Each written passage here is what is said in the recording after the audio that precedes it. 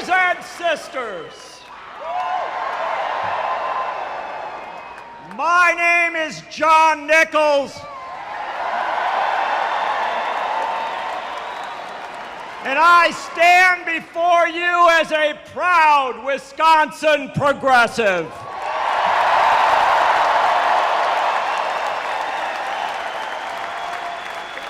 I am here in the tradition of Robert M. La Follette,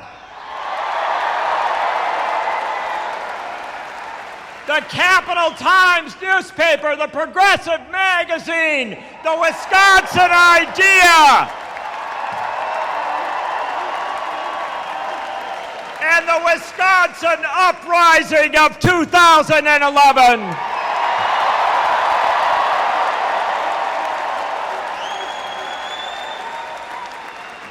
I am here to welcome you, and I am here to welcome one of you, because Bernie Sanders is not separate from the people in this room.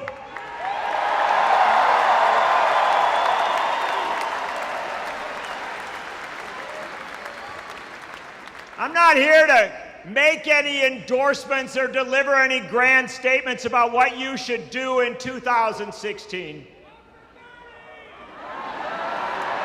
That's not what the Wisconsin Progressive Movement was ever about. The Wisconsin Progressive Movement was about citizens gathering in church halls and schools and union halls and deciding the issues that mattered for them.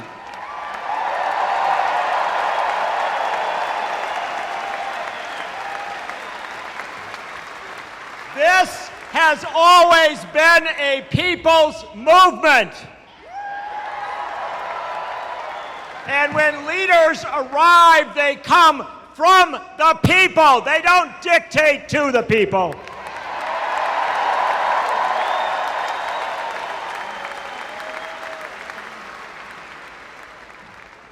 I'm serious when I say I'm not here to tell you what to do. You don't need someone to come up and tell you what to do. You don't need someone to come up and tell you what to think about the presidential race. Senator Bernie Sanders will be here in a moment to make his case.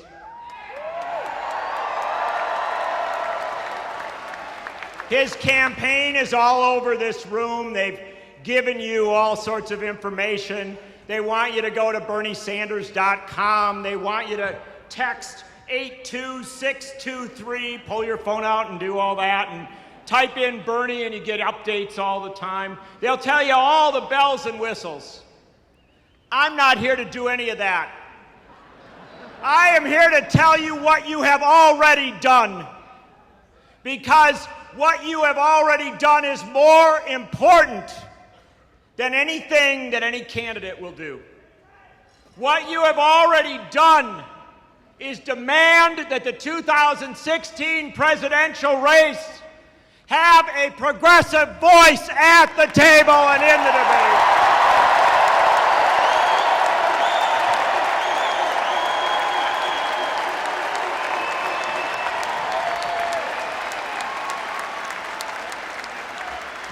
And you demanded that it be someone who came from you, someone who you knew.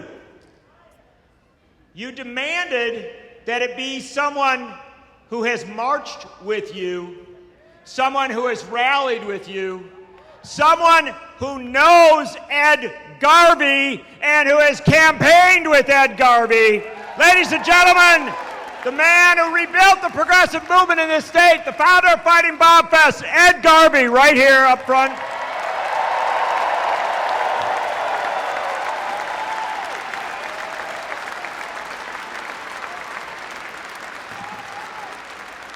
Right in front of him, 2 rows up, the mayor of Madison, Paul Soglin, right here with us tonight.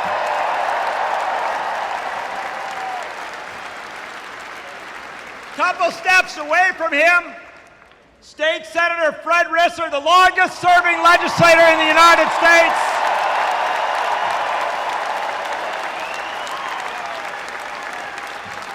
State Representatives Therese Berceau and Melissa Sargent, and a dozen others I can't even pick out here.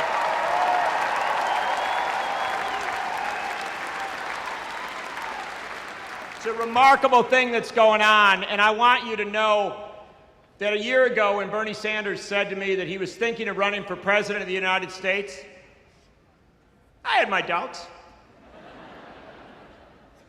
But then Bernie Sanders said, you know, because he was pretty sure it was going to work because he said he wasn't going to do it like other people did it. He was going to do it as a movement.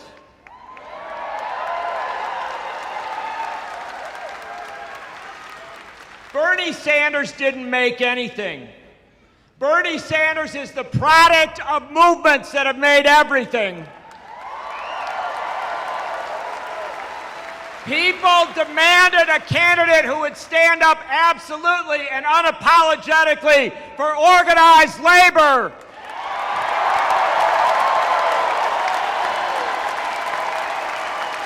People demanded a candidate who would stand up absolutely and unapologetically for fair trade, not the broken free trade model of NAFTA and the TPP.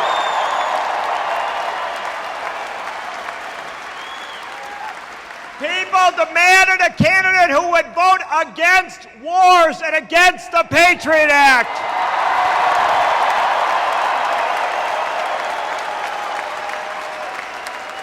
People demanded a candidate who would march with Naomi Klein and Bill McKibben to say climate change is the essential issue of our time.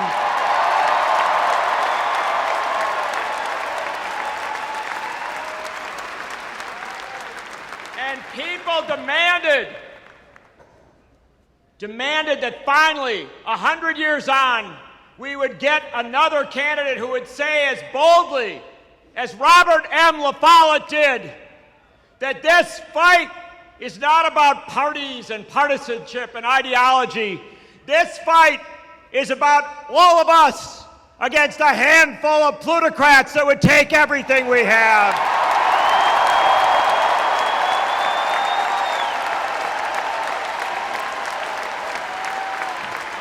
Brothers and sisters, Wisconsin progressives, you demanded a candidate who spoke your language. And ladies and gentlemen, brothers and sisters, please welcome Senator Bernie Sanders.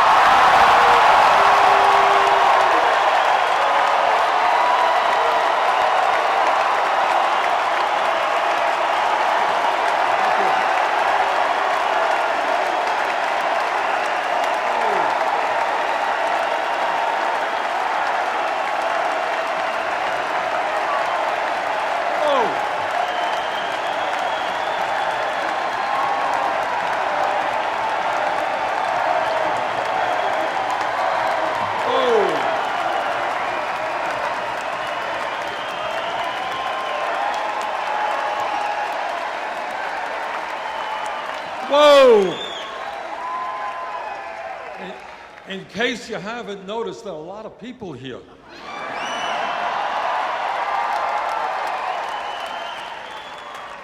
Well, let me begin by thanking John for that very generous introduction.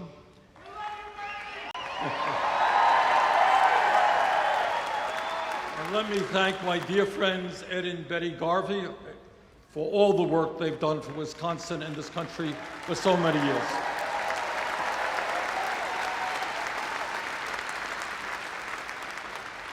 But mostly, on this early summer night, let me thank all of you for being here this evening. Now tonight we have made a little bit of history.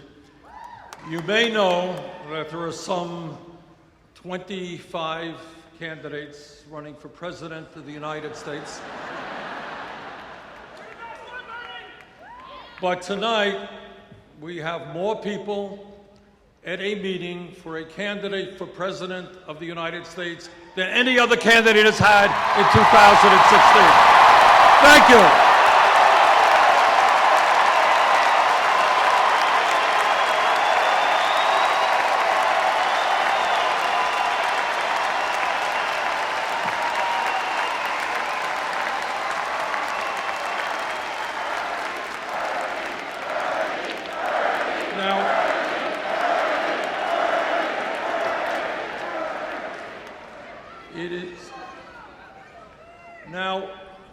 I was shown something yesterday. Apparently, the Wisconsin Republican Party has welcomed me into the state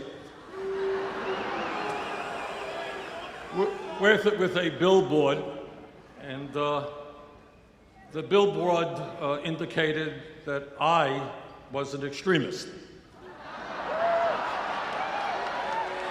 So let me just say a few words to my friends in the Republican Party about extremism.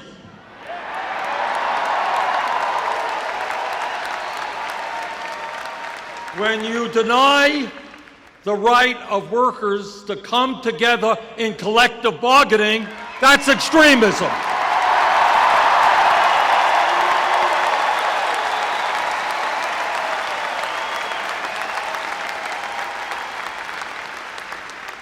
When you tell a woman that she cannot control her own body, that's extremism.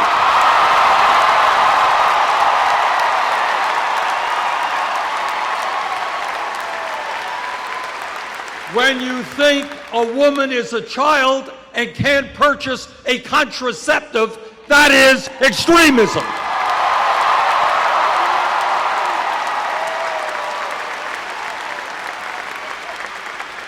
When you give tax breaks to billionaires and refuse to raise the minimum wage, that's extremism.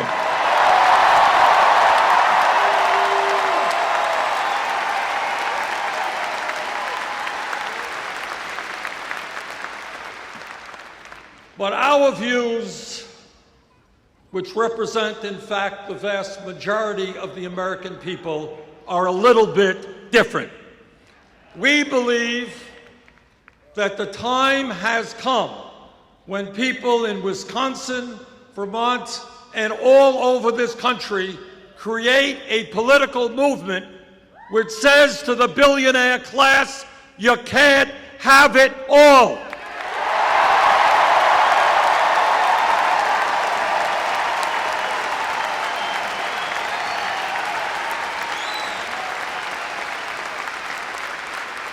And what we are saying to the Koch brothers, Governor Walker, and all of those people is that this great country and our government belong to all of the people and not just a handful of very wealthy people.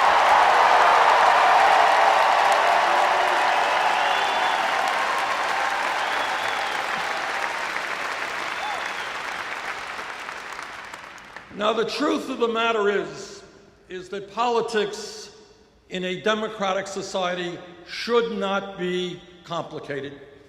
What politics should simply be about is people coming together, taking a hard look at the problems that we face, listen to different ideas, and then go about solving those problems.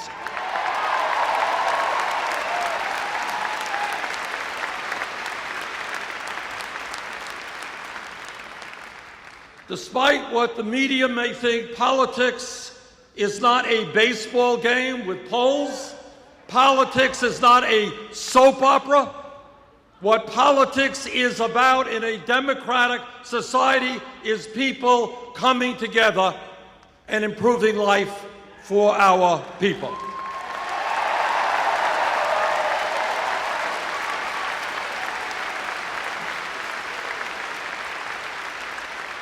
And today I want to touch on some of the major issues that are facing our people and talk to you about some ideas as to how we can address those problems. But the first point that I want to make, and John Nichols has already made it, and let me be very clear about this.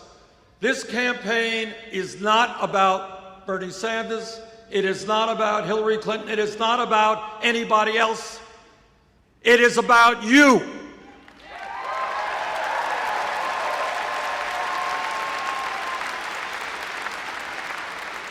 It is about putting together a grassroots movement of millions and millions of people who stand together and make it clear that we need fundamental changes in the economics and politics of this country so the government works for all of us and not a handful of wealthy campaign contributors.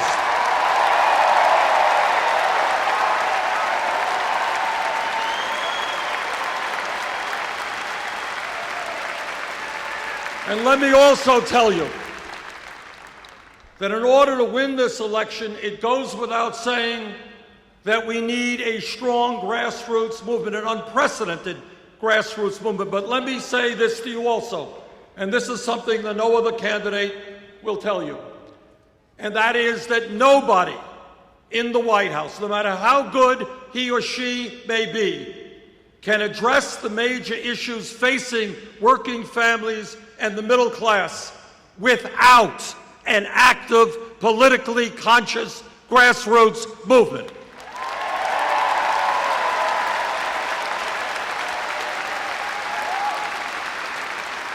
And the reason for that is not complicated. It is that the big money interests, Wall Street, corporate America, all of these guys have so much power that no president can defeat them unless there is an organized grassroots movement making them an offer they can't refuse.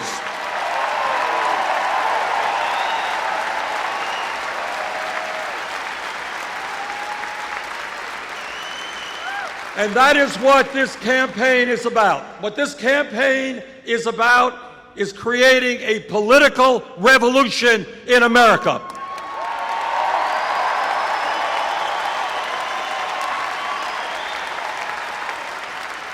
A revolution which takes on the greed of Wall Street and corporate America. A revolution which takes on the reality that the Republican Party is essentially owned by big money interests, and too many Democrats are owned by big money interests.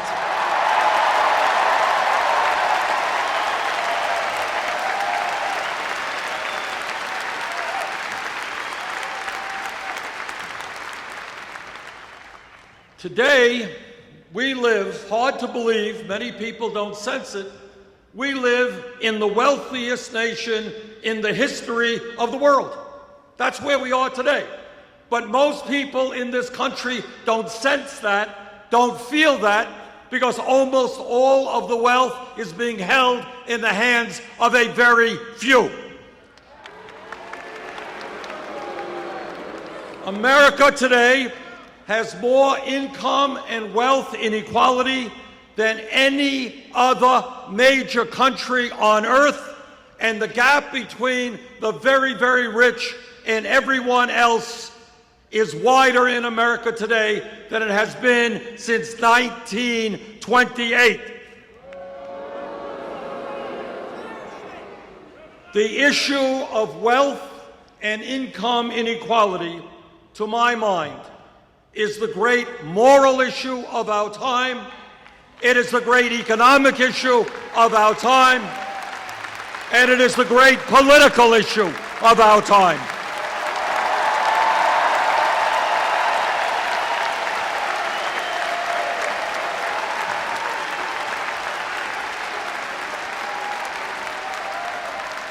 Let me be as clear as I can be.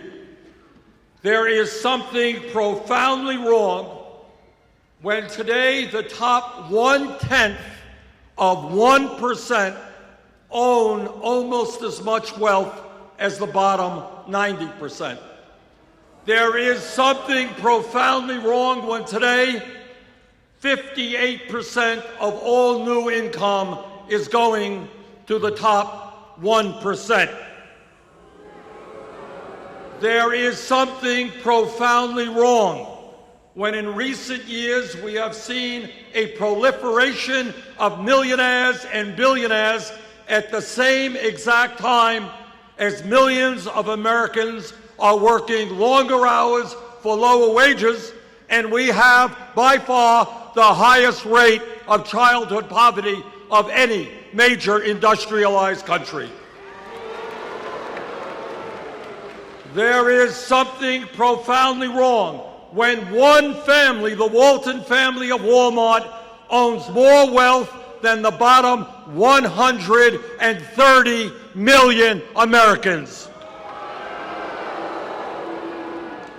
This grotesque level of inequality is immoral, it is bad economics, it is unsustainable, and it is not what the United States of America is supposed to be about.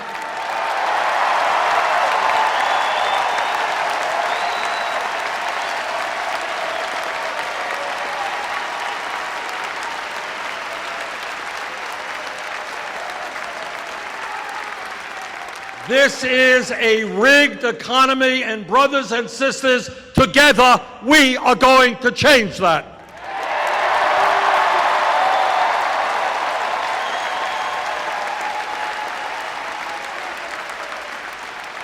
This campaign is sending a message loud and clear to the billionaire class, and that is, you can't get tax breaks when children in America go hungry.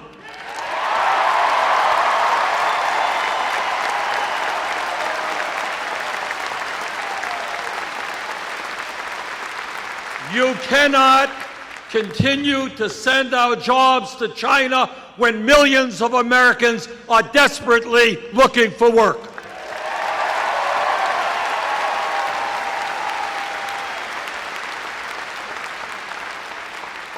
You can't hide your profits in the Cayman Islands and in other tax havens while we have so many unmet needs in America. You're going to have to start paying.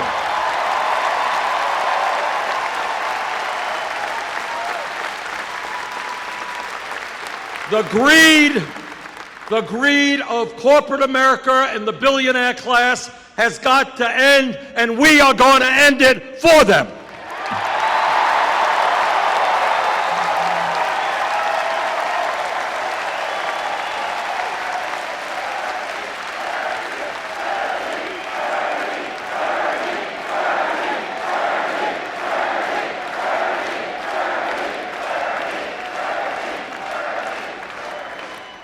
But the issue of our economy is not just income and wealth inequality. The issue of what's going on in our economy deals with the tragic reality that for the last 40 years, the great middle class of America, once the envy of the entire world, has been disappearing, despite exploding technology, so that every worker in America is significantly more productive than those who came before. Median family income is almost $5,000 less today than it was in 1999. In my state of Vermont, and I'm sure that it is true here in Wisconsin, we have workers not working at one job, not working at two jobs, but sometimes working at 3 or 4 jobs at abysmally low wages in order to cobble together an income and some health care. That is not the American economy that we will accept.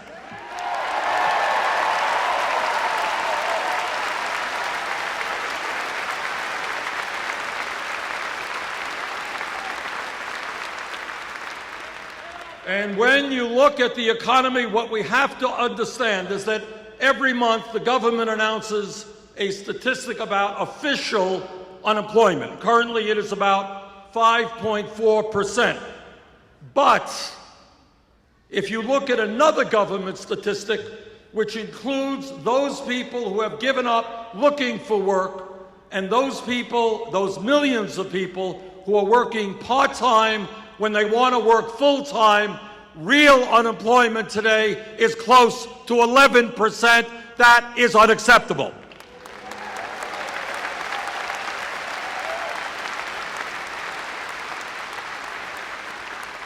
And let me touch on an issue that is widely ignored. Almost nobody talks about it. And that while real unemployment is close to 11%, youth unemployment has reached tragic proportions. Today in America, for those young people 17 to 20, those kids who have graduated high school or have dropped out of high school, if they are white, youth unemployment is 33%. If they are Hispanic, youth unemployment is 36%. If they are African American, youth unemployment is 51%. In my view, maybe, just maybe, it makes sense to create jobs and educational opportunities for these young people.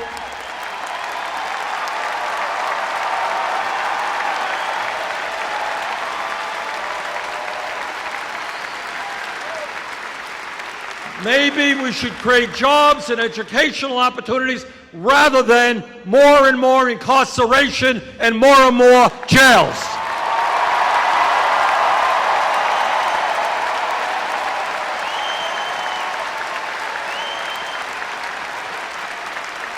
Today in America, shamefully, we have more people in jail than any other country on earth.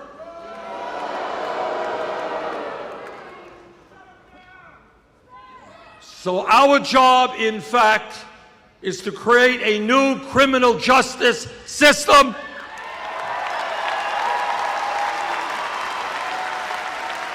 Our job is police department reform.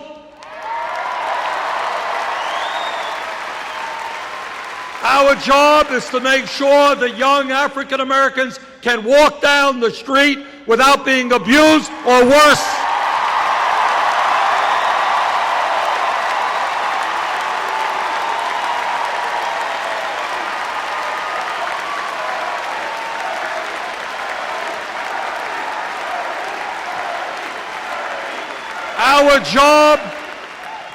Our job is to have the best educated population in the world, not the country with the most people in jail.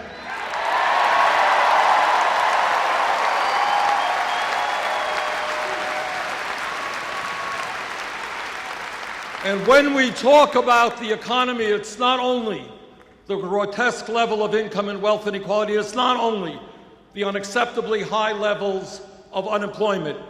When we talk about the economy today, we have got to understand that tens of millions of Americans are working in wages which are totally inadequate.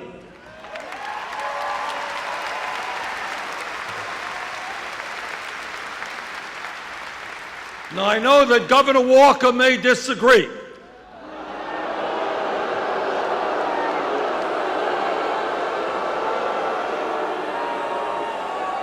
But to my mind, the federal minimum wage of $7.25 an hour is a starvation wage which must be raised.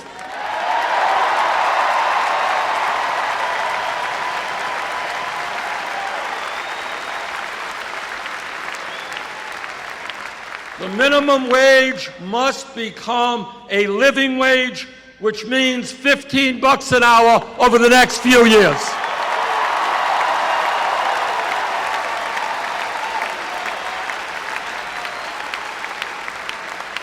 Now, I don't think it is a terribly radical idea to say that in America, if somebody works 40 hours a week, that that person should not be living in poverty.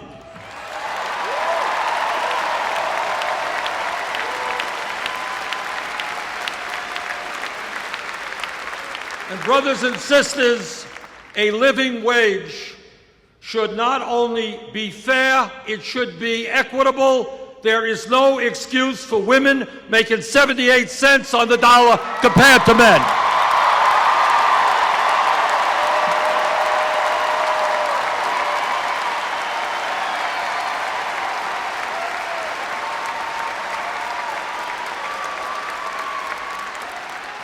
And let me congratulate President Obama for doing something that is long overdue and making sure that millions of working people finally get time and a half when they're working 50 or 60 hours a week.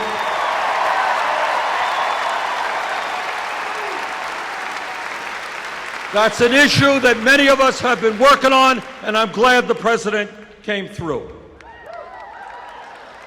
Now, some of you may know, many of our Republican friends are very deeply concerned about family values. They love families. And their view of family values is that women should not be able to control their own bodies. Their view of family values is that women should not be able to purchase the contraceptives they need. You know, when I say these things, it really is hard to believe. Can you imagine? And their view of family values is that gay people should not be able to get married. Now that is their view, their warped view of family values. Let me give you another view of family values. I have 4 kids. I got 7 beautiful grandchildren. My wife is here. We've been married for 27 years.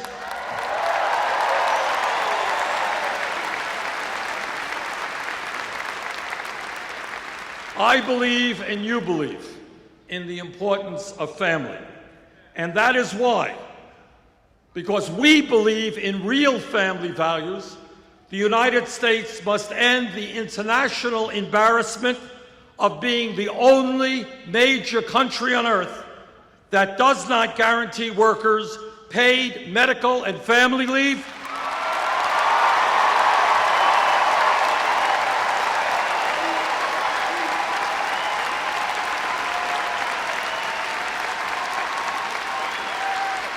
that does not guarantee workers paid sick time or paid vacation time.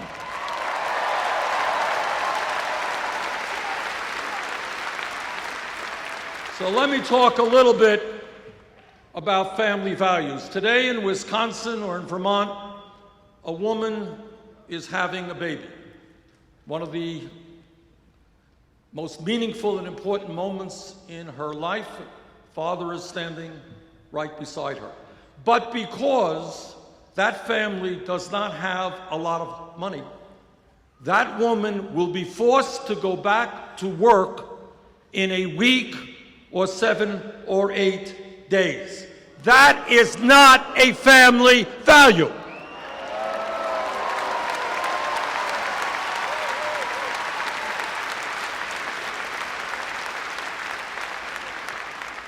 In every other major country, women, regardless of their incomes, and the father as well, are able to stay home with their baby, get to know their baby in the most important moments of their baby's life.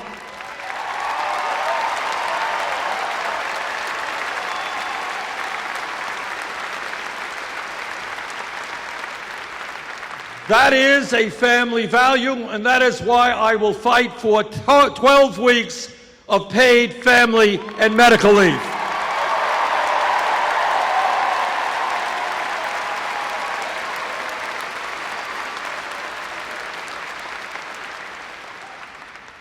Let me touch on another issue that is almost never talked about at all, but it is an issue of enormous consequence.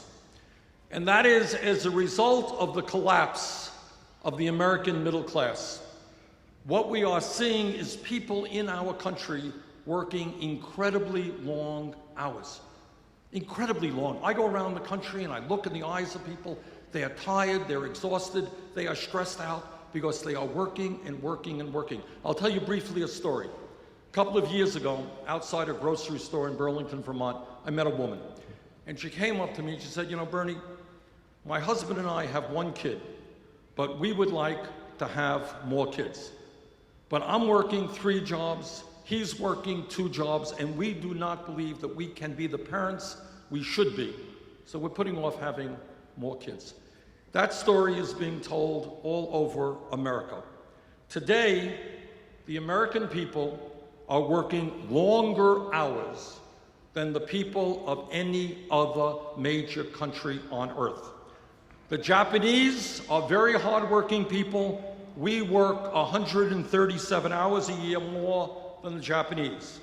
We work 260 more hours a year than the British, and we work almost 500 hours a year more than our good friends in France. What can we say about the French? Now here's the point, and I say this in order to put where we are today in a broader context. When we were kids in school and we read history textbooks, we saw pictures in those books of workers out on the streets demonstrating 100 years ago, 1910, 1912, 1914. And those workers held up these big banners and the signs. And you know what those signs said? They said, we want a 40-hour work week. What they said is we are not beasts of burden. We want time with our families. We want time for education. We need time for leisure. That was 100 years ago. Today, unbelievably, 85% of working men and 66% of working women work more than 40 hours a week. 100 years have come and gone, and we have lost ground. Now, at the very least, what the United States must do, and I will do as president, is to make sure that every family in this country gets at least 2 weeks off of paid vacation.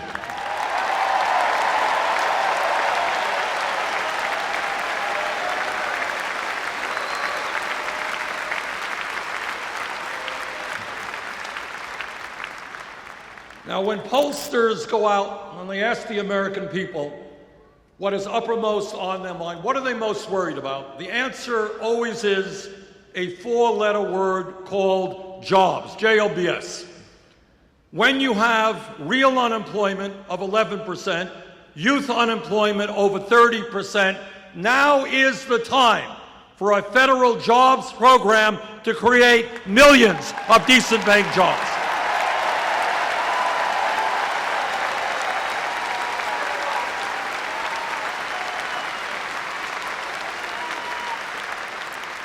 In virtually every state in this country, our infrastructure, our roads, our bridges, water systems, wastewater plants, our rail system, our levees, and our dams need an enormous amount of work. Now is the time to invest in rebuilding our crumbling infrastructure. A $1 trillion...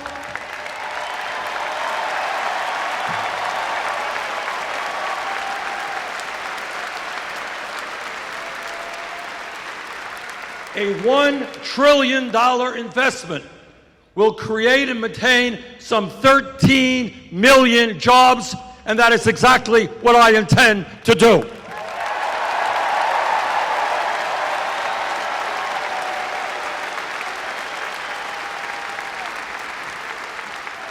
But when we talk about jobs, it's not just the need to create millions of decent paying jobs. It is the necessity to end job loss as a result of disastrous trade policies.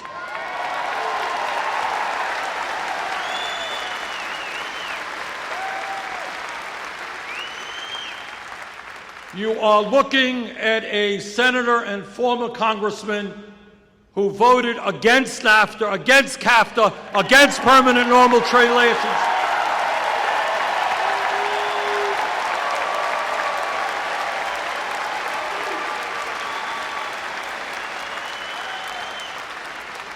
And I will do everything that I can to defeat this disastrous TPP.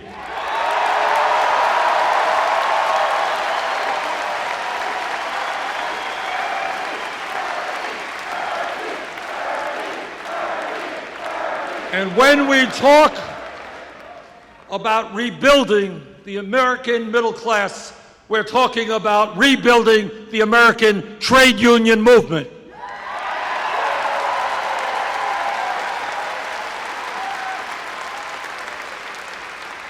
There are millions of workers who would like to join unions today but are unable to do so because of illegal actions on the part of their employers. In my view, if 50% plus one of workers in a bargaining unit sign a card asking for a union, they should have that union.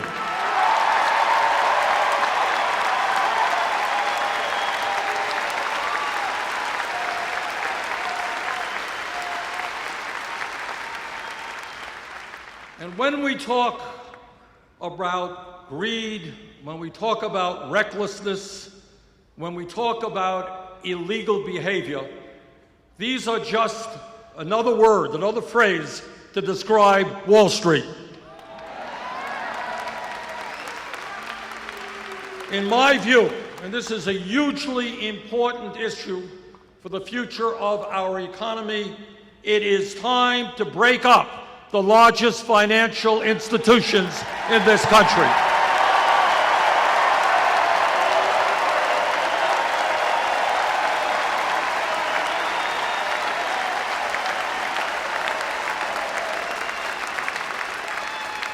Wall Street cannot continue to be an island unto itself, gambling trillions in risky financial instruments while expecting the public to bail it out.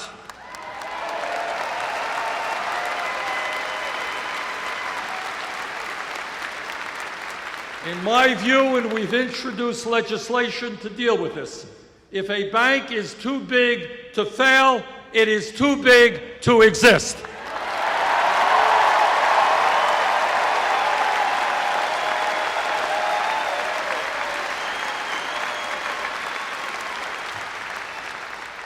When we talk about issues of jobs or education or the environment or any other significant issue, they all are related to another issue which undermines everything else that's going on in America.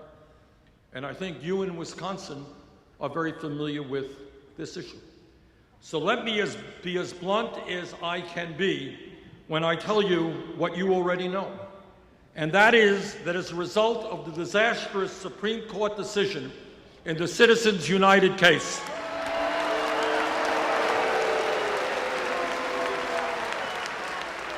the American political system has been totally corrupted, and the foundations of American democracy are being undermined.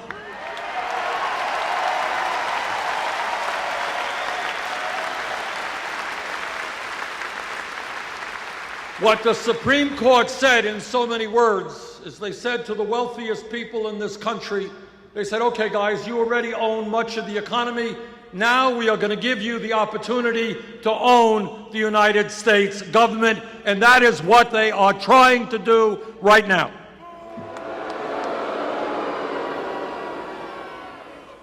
Let me be as clear as I can be, and that is that as President of the United States, I will not nominate any justice to the Supreme Court who has not made it crystal clear that he or she will vote and work to overturn this disastrous Citizens United decision.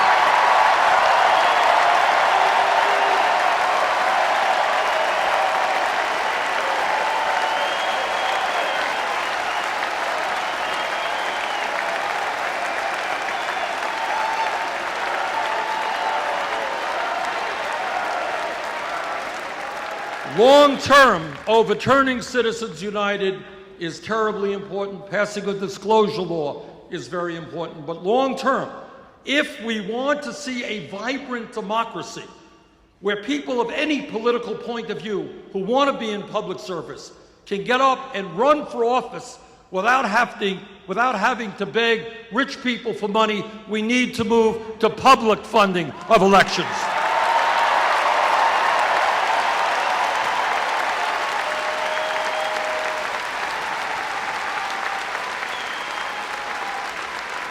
Let me give you an example.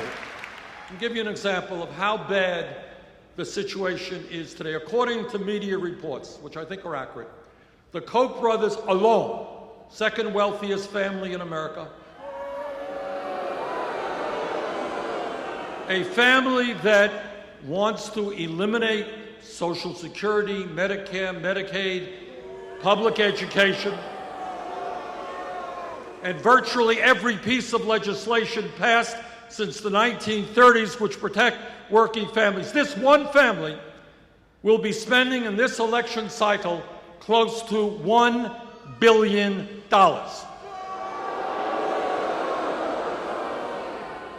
And their job and what their money is about is to elect candidates who make the rich richer and everybody else poorer. But when you have one family spending close to $1 billion, which is more money than either the Democratic Party or the Republican Party will spend, this is not democracy, this is oligarchy, and we have got to end that.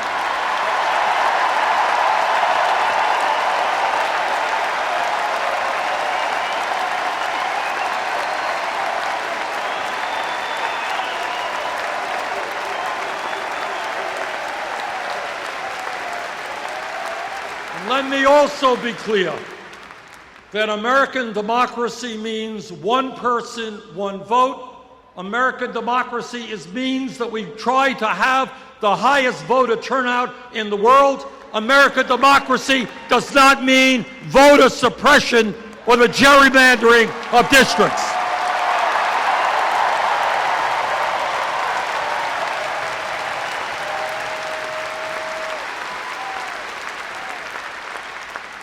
I think everybody here knows that we are living in a very competitive global economy, and that if we are going to succeed, if our economy is going to do well in years to come, we need to have the best educated workforce in the world.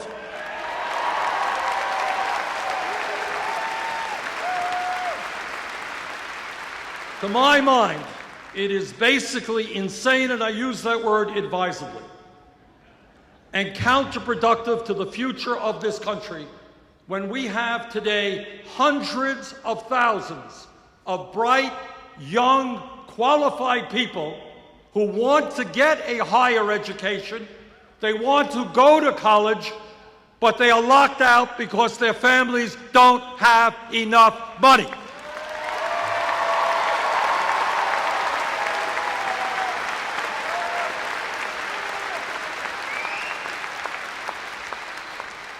And that is not only pulling the ladder out from under these young people who want to work hard and make it to the middle class. It is not the way you create a growing and vibrant economy when we need doctors and scientists and nurses and teachers and all kinds of well-educated workers. But the issue goes beyond the high cost of college and people not being able to get into college. Today, we have a situation where we have millions of young and not so young people who are shouldering horrendous college debt decade after decade.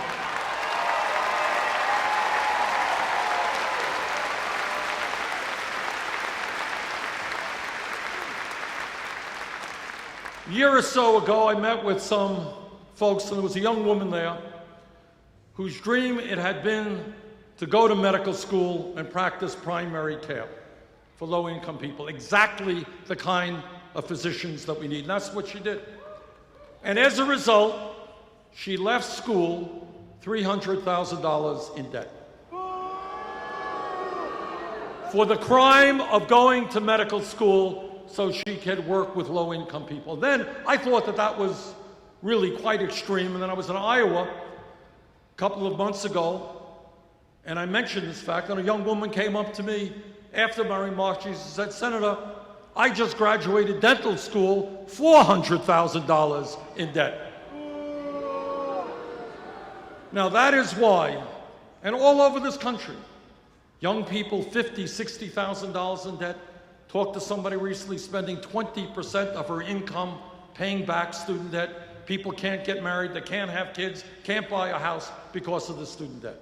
So we've introduced legislation which I will push through as president that does two things. Number one, it will make every public college and university in America tuition free.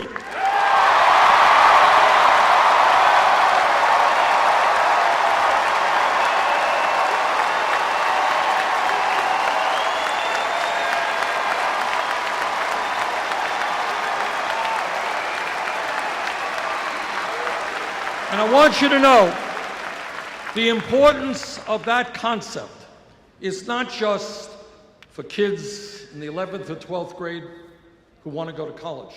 The importance of that concept is that it will resonate with kids in the 5th grade and the 6th grade. Right now, all over America, there are young kids who may not know it intellectually, but they know it emotionally. Their parents didn't go to college.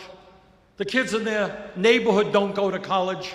Why should they study hard? Why should they do their homework if they're not going to be able to get a higher education or make it into the middle class? That's wrong.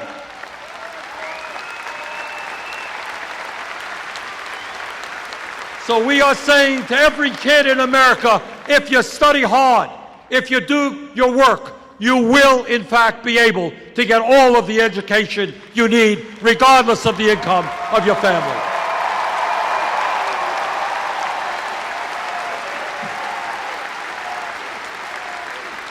And when we talk about student debt, it is absolutely unconscionable that we have folks today who are paying interest rates of 8, 9, 10% on student debt, which they are stuck with for decades, yet they can go out and refinance their home for 2 or 3%. So what we've got to do is allow people with student debt to refinance. We've got to get the government out of the business of profiteering off of student debt as well.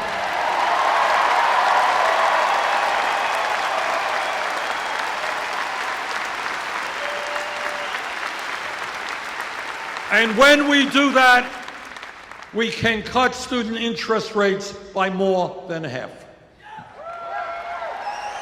Now, when we talk about the major issues facing not only our country, but the world, it is absolutely essential that we talk about our responsibilities as human beings, as adults, as parents, and understand that there is nothing more important than leaving this planet in a way that is habitable for our kids and our grandchildren.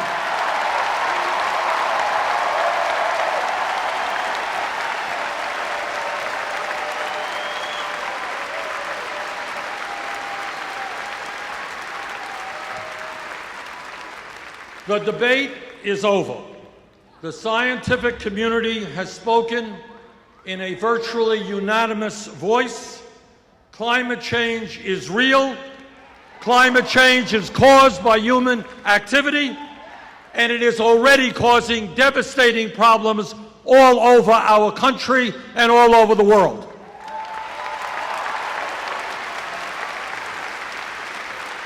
You don't have to look further than the water situation in California.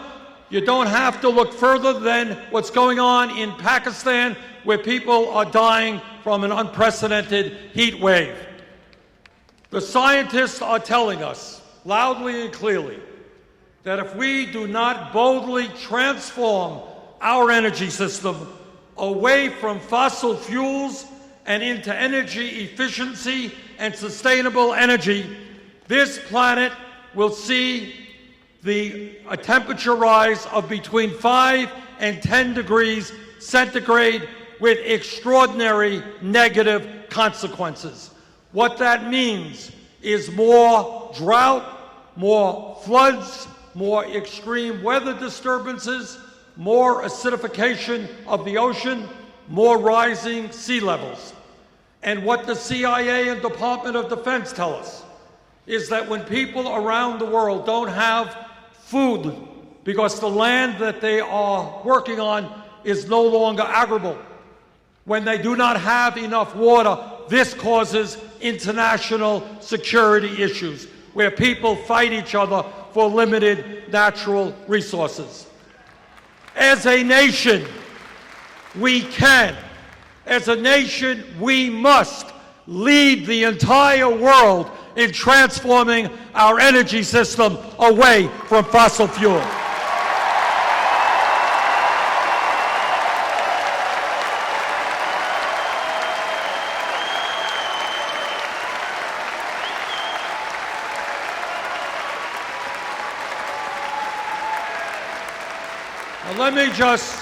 Let me just mention something to you that many of you know, and that is today, sadly, tragically, the United States of America is the only major industrialized nation that does not guarantee health care to all people as a right.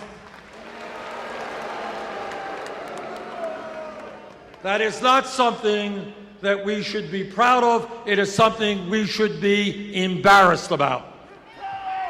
Despite the gains of the Affordable Care Act, 35 million Americans continue to lack health insurance, and many more are underinsured with high deductibles and high co-payments. Yet, despite all of that, we continue to spend almost twice as much per capita on health care as do the people of any other nation.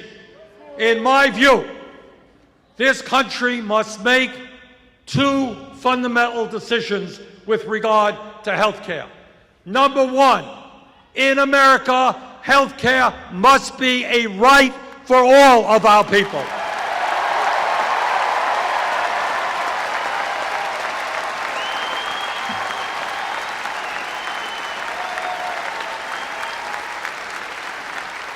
And the number two, if we are going to provide health care to all of our people in a cost-effective way, if we're going to take the burden of health care off the backs of small businesses, we need to move to a Medicare for all single-payer system.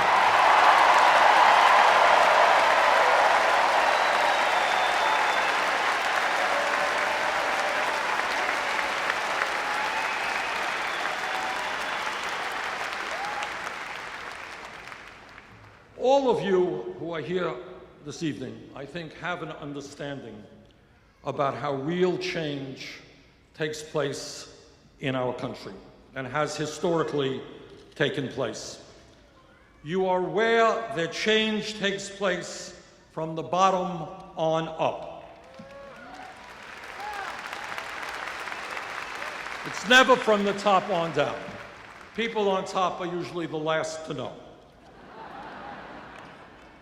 You are all aware that 100 and more years ago, workers who were working incredibly long hours under horrendous working conditions said enough is enough. We're going to form unions and engage in collective bargaining. And as a result of those efforts, we created a middle class in this country. Workers had decent wages, decent benefits. And politically, because of millions of workers coming together, we passed Social Security, Medicare, Medicaid, and many other programs to help the American people.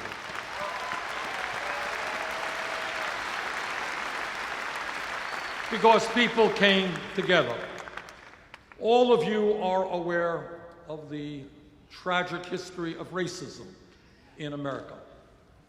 But for a very long time, African Americans and their white allies came together, and they struggled, and they stood up for justice, and they stood up to lynching, and they stood up to segregation, and they stood up to a situation where African Americans couldn't even vote in America.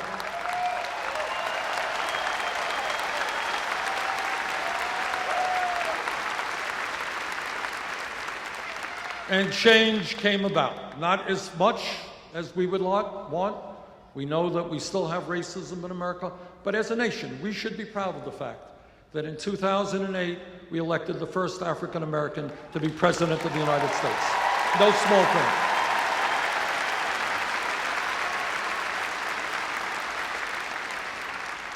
But so many people stood up and fought for civil rights. Didn't happen because of a few. And when we talk about women's rights, we know that women, the suffragettes, Susan B. Anthony and all those folks went to jail. Some of them died, and they said, women in America and around the world will not be second-class citizens.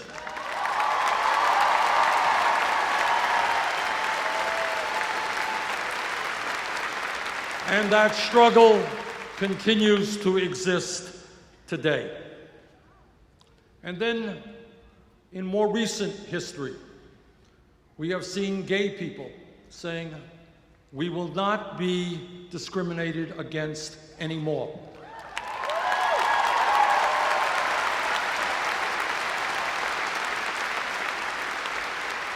And a huge change swept the country, huge change in consciousness, and said that we are going to treat all of our people with respect and dignity, no matter what their sexual orientation may be.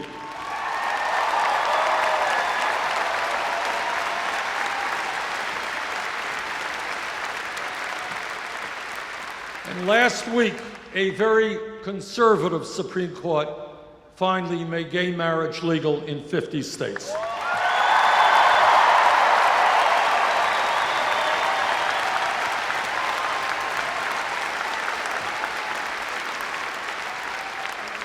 So as a nation, we have a right to be very proud of the successes that we have seen because of the struggles of millions of people to create a less discriminatory society. That's something we should be proud of. Right, we deserve a hand for that.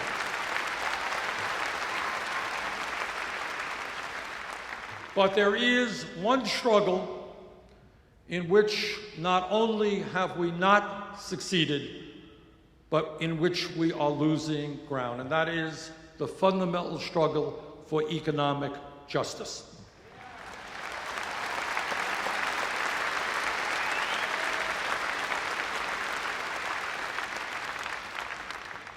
I am in the Senate the ranking member of the Budget Committee, which means that I am the Democratic leader on that committee. And I want to give you an example. And I want to speak now not just to the people in this room, but to working class and middle class Republicans in the state of Wisconsin. Because I want you to know what many people do not know. I want you to know what your party, Republican Party, is doing in Washington, D.C. This is what the Republican budget did. And I know something about it because I am the ranking member of this committee. This is what it did. About 2 months ago, this legislation was passed. And this legislation sets the framework for what the appropriations committees will do later on. 35 million Americans have no health insurance. Only country, major country on earth without health care for all. Republicans decided to end the Affordable Care Act, cut Medicaid by over $400 billion, throw 27 million Americans off of health insurance.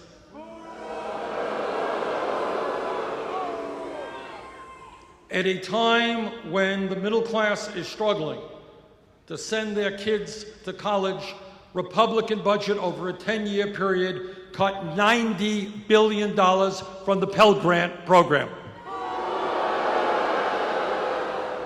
At a time when millions of Americans are working 40 or 50 hours a week and are not earning the income they need to adequately feed their family, the Republicans made massive cuts in nutrition programs for hungry people and for children, including the WIC program, which is designed to protect low-income, pregnant women and their newborn babies. And then, after making massive cuts in healthcare, education, nutrition, and many, many other programs that working families depend upon, the Republicans decided to give over $200 billion in tax breaks to the top 0.2%.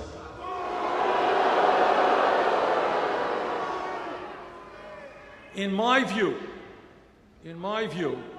when we reach out, and what this campaign is about, is to reach out to working families all over this country, including Republicans. Because I believe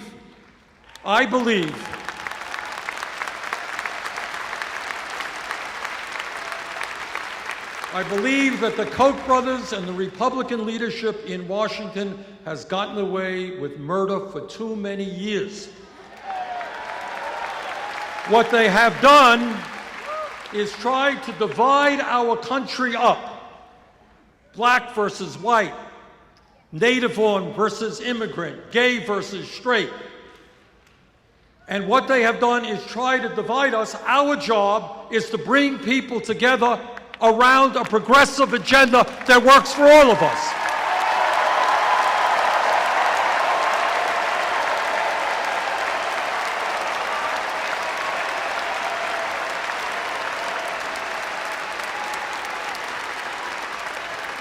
Go out, please, where we need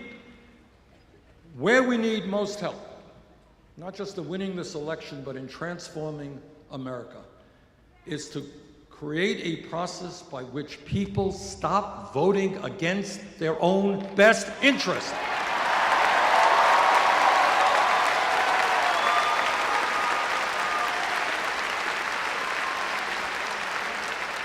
Ask your Republican friends at work if they really think it makes sense to vote for people who are going to send their jobs abroad.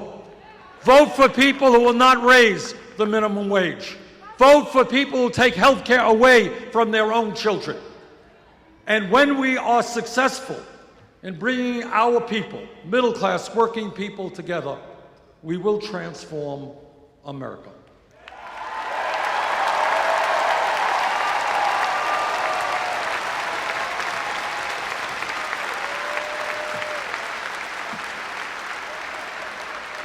Let me conclude by saying this. If anything, what I would like to ask of you is please think big, not small. In Washington, the debate is often about whether we cut education by 2% or 6%, whether we throw this many people off of health care or that many, whether we give corporations this much of a tax break or that much of a tax break. That's not the worldview that we should have. Our vision should be that in the wealthiest country in the history of the world, there is nothing that we cannot accomplish.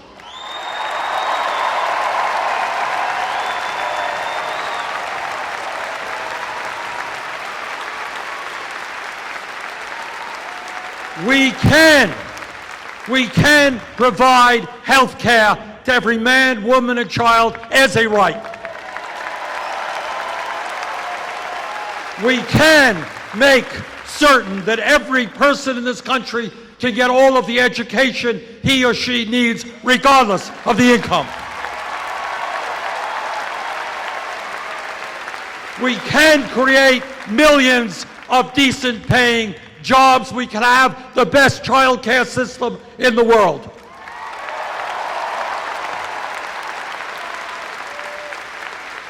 In the last 30 years, there has been a huge redistribution of wealth from the middle class and working families to the top 0.1%. Our job is to reverse that, redistribute wealth back into the hands of working families.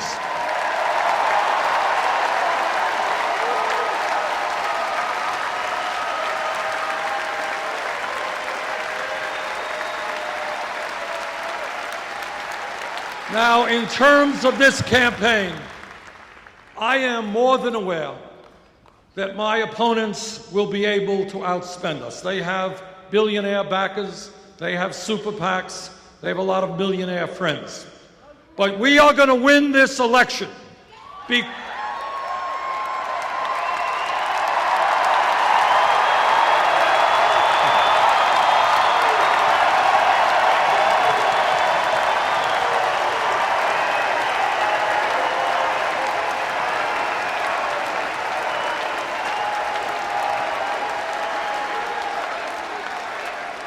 are going to win this election because if we do our job well, if we develop the grassroots national movement that I know we can, at the end of the day, they may have the money, but we have the people, and when the people stand together, we can win. Thank you all very much.